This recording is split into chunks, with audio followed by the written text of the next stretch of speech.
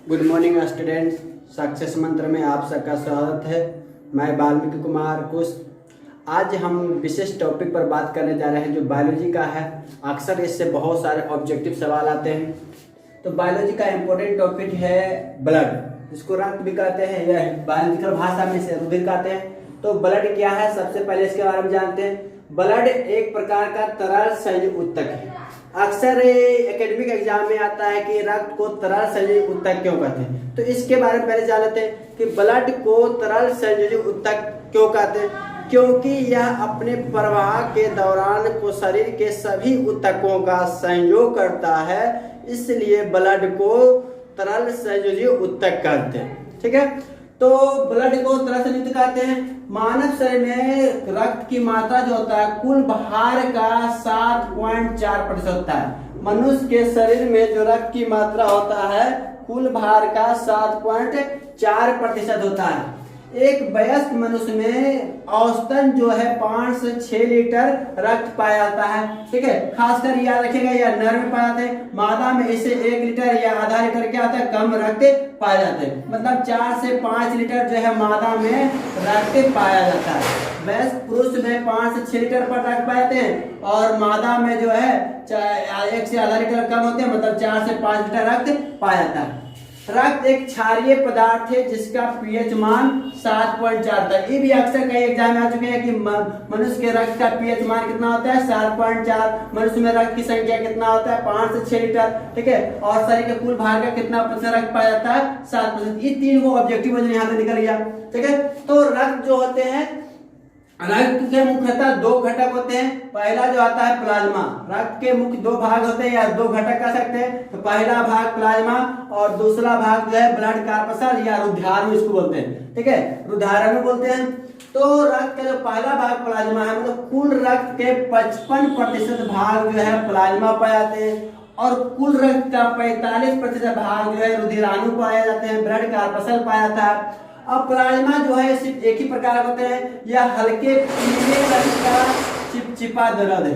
Plasma क्या है, पीले रंग का चिपचिपा द्रव है। यह कुल रक्त का 55% भाग पाए जाते हैं और प्लाज्मा में जो है जल की मात्रा 90% है। ये भी कई बार कॉम्पिटिटिव एग्जाम में आ गया है और एकेडमिक एग्जाम में से कई बार सवाल आ चुके हैं कि प्लाज्मा में जल की मात्रा कितना होता है। तो प्लाज्मा में जल की मात्रा 7%, प्रोटीन का मात्रा 7, प्लाज्मा में जल की मात्रा 90% होता है, प्रोटीन की मात्रा 7% है। ये भी कई बार आए एकेडमिक आया कि प्लाज्मा में प्रोटीन की मात्रा कितना होता है, 7%। बहुत सारे किताब में आपको मिलेंगे 10%। मैं एनसीईआरटी बुक से बता रहा हूँ कि इसमें प्लाज्मा में प्रोटीन की मात्रा 7% होता है। और प्लाज्मा में कुछ ग्लूकोज होते हैं जो 0.18% 18% ग्लूकोज पाए जाते हैं, 0.5% बसा पाए जाते हैं। और इसके अलावा जो शेष भाग बच गए प्लाज्मा में वह कार्बनिक एवं अकार्बनिक पदार्थ पाए जाते हैं। तो प्लाज्मा में कुछ प्रोटीन पाए जाते हैं। तो प्लाज्मा में पाए जाने वाले प्रोटीन को प्लाज्मा प्रोटीन कहते हैं। जैसे प्रोटीन आता है फाइब्रिनोजिन, हिपैरिन। फाइब्रिनोजिन जो है यह रक्त को थक्का बनाने में मदद करता है। ठीक है, उसी प्रकार हिपैरिन जो है रक्त को शरीर के भीतर थक्का बनने से रोकता है।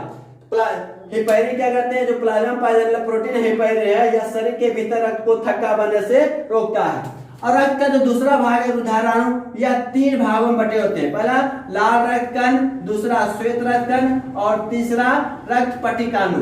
ठीक है, जो रुधिराणु होते हैं कुल रक्त का 45% भाग पाए जाते हैं। इसके बारे में डिटेल से देखते हैं। आगे देखते हैं कि जो रक्त रुधिराणु जो था वह 3 प्रकार के भागों में बटे थे। तो पहला जो है लाल रक्त कण। लाल रक्त कण है यह हीमोग्लोबिन नामक प्रोटीन के कारण लाल होते हैं। मतलब लाल रक्त कण जो है इसमें हीमोग्लोबिन नामक प्रोटीन पाए जाते हैं, जिसके कारण इसका रंग लाल होता है। और लाल रक्त कण जो होता है उसमें केंद्रक नहीं पाया जाता। ध्यान रखिएगा कि लाल रक्त कण जो होते हैं उसमें केंद्रक नहीं पाया जाता। लेकिन परंतु अब बात इसका है कि ऊंट और लामा 2 जानवर ऐसे हैं जिसके लाल रक्त कण में क्या होते हैं, केंद्रक पाया जाता है। तो यह एक अपवाद हो गया। अब लाल कण जो होते हैं इसका निर्माण जो है मनुष्य के शरीर के अस्थि मज्जा में होता है, जिसको बोन मैरो भी कहते हैं। ठीक है, और भ्रूणावस्था में इसका निर्माण यकृत और प्लीहा में होता है। लाल रक्त कण का जो निर्माण होते हैं भ्रूणावस्था में जो कोई जीव होते हैं तो उसका निर्माण जो है अस्थि यकृत और प्लीहा में होता है। और लाल रक्त कण का जो पूरा जीवन काल होता है 20 से 120 दिनों तक होते हैं। और हीमोग्लोबिन की मात्रा जब कम होता है तो मनुष्यों में एनीमिया रोग होते हैं। इसलिए लाल रक्त में जो हीमोग्लोबिन पाया जाता है इसकी मात्रा कम होने से इसके कारण क्या होते हैं, एनीमिया रोग होते हैं। या अक्सर जानते हैं कि रक्त कमी से मनुष्य में कौन सा रोग होता है, एनीमिया रोग होते हैं।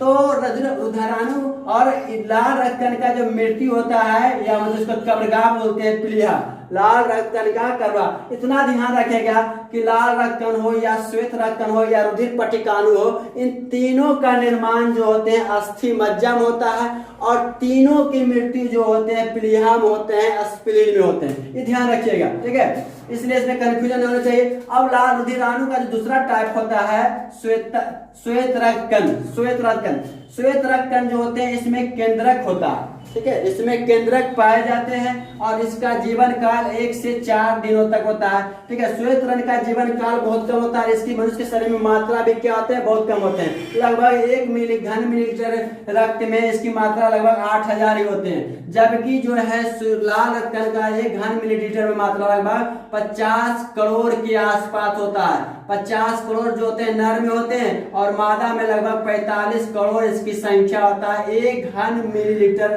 रक्त में। उसी तरह से 1 घन मिलीलीटर रक्त में श्वेत रक्त कण की मात्रा जो होता है 6 से 8000 तक होते हैं, ठीक है। तो यह ध्यान रखिएगा।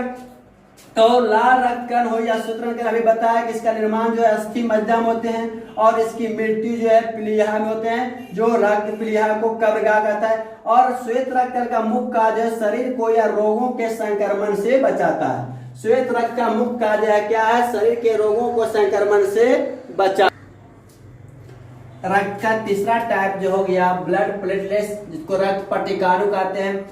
इसका निर्माण भी अस्थि मज्जा में होता है। इसमें केंद्रक पाए जाते हैं, ब्लड प्लेटलेट में है केंद्रक पाए जाते हैं। ध्यान दीजिएगा कि श्वेत रक्त कण में सिर्फ केंद्रक नहीं पाए जाते, ये लाल रक्त कण में सिर्फ केंद्रक नहीं पाए जाते, बाकी श्वेत रक्त कण और रक्त पट्टिकाणु में दोनों में क्या होता है, केंद्रक पाया जाता है। और इसका जीवन काल 3 से 5 दिनों तक होता है। रक्त पट्टिकाणु का जीवन काल 3 से 5 दिन होता है और इसकी मृत्यु प्लीहा में होती है। इसलिए बताया था कि आरबीसी का या डब्ल्यूबीसी का या ब्लड प्लेटलेट्स का तीनों का कब्रगाह प्लीहा होता है और तीनों का निर्माण जो होता है बोन मैरो में होते हैं। यह शरीर या रक्त को थक्का बनाने में मदद करता है। ब्लड प्लेटलेट्स का सबसे महत्वपूर्ण कार्य हो गया यार रक्त को थक्का बनाने में काम करता है। और मनुष्य के शरीर में यदि देखा जाए रक्त का मतलब 1 घन मिलीलीटर रक्त में 2 से 3000 कण पाए जाते हैं। 2 से 3000 कण इसकी मात्रा होता है। मतलब 1 घन मिलीलीटर रक्त में ब्लड प्लेटलेट्स की मात्रा 2000 से 3000 घन कण पाए जाते हैं, ठीक है। इसका जीवन काल देख लिए 3 से 5 दिन होता है। अब आइए मनुष्य के शरीर में रक्त होता है, इसका मुख्य कार्य क्या है। इसका मुख्य कार्य शरीर के ताप का नियंत्रण करना, विभिन्न प्रकार के रोगों से बचाना, ऑक्सीजन का परिवहन करना, संचार करना, ठीक है, और ऊर्जा का परिवहन करना। मतलब रक्त जो है शरीर में भोजन जो करते हैं, भोजन के द्वारा जो रक्त का अवशोषण होता है, भोजन का जो ऊर्जा अवशोषित होता हुआ रक्त के सहारे शरीर के विभिन्न कोशिका तक पहुंचते हैं। तो ये हमारा बायोलॉजी का बहुत ही इंपॉर्टेंट टॉपिक था, जिससे कई प्रकार से क्वेश्चन बनते हैं और अक्सर किसी ना एग्जाम में आते हैं, कंपटीशन एग्जाम हो या एकेडमिक एग्जाम में, इससे अक्सर सवाल आते रहते हैं। आपको यदि हमारा वीडियो पसंद आए तो लाइक और सब्सक्राइब कीजिए। सब्सक्राइब करने से क्या होगा, जब भी हम नए वीडियो डालेंगे तो आपको तुरंत इसका नोटिफिकेशन चला जाएगा और नए वीडियो इस तरह से आप देख पाएंगे, ठीक है। और ऐसे ही हम मजेदार वीडियो और संक्षिप्त ट्रिक के साथ अपलोड करते रहेंगे। आप सिर्फ लाइक और कमेंट करते रहिए। किसी प्रकार की यदि विशेष जानकारी है तो कमेंट में अवश्य करें।